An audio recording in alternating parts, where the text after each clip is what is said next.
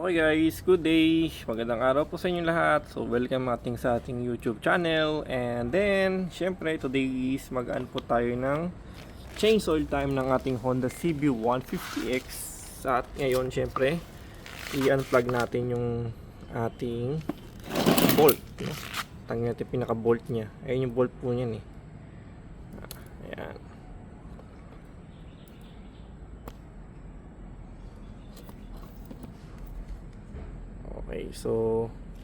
Okay guys, so hanapin lang natin yung tools na sukat sa kanya.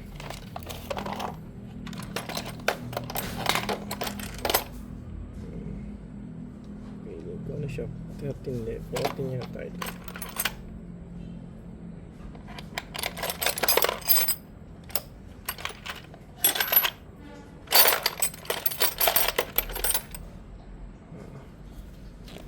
Okay, so actually 14 talaga. 16 ba to? Hindi 16, no? Napid lang natin guys yung tools niya. 18 ba to? Hindi. Parang siyang 17. 17 ba ako dito? Oo, ano? Okay, so 17 po ang sukat dito, no? Yan, pasok. So, para tayong bago ng bago, no? Okay, so unplug lang po natin siya, no?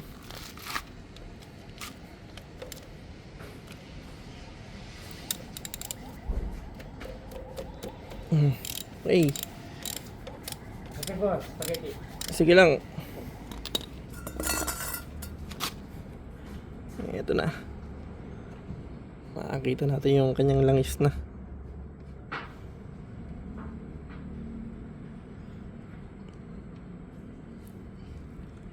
Oops. Ayun na po. Ito na po guys yung naging langis niya, no? Ayan.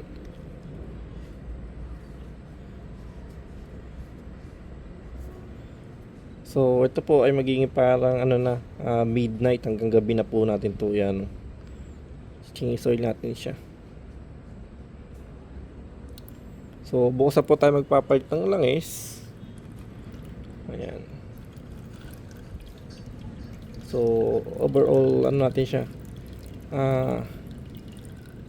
drain, ano. So yun nga guys, pag ginagawa ko to, tatakbo muna ako.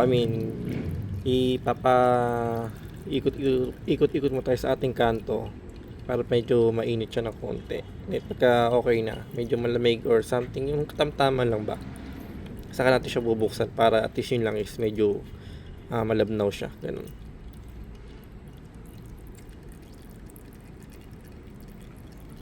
Okay, so wait lang natin siya, no?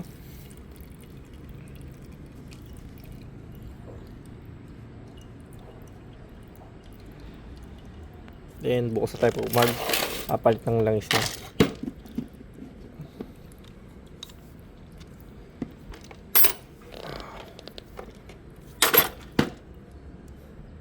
Lagyan natin dito sa kanyang plug.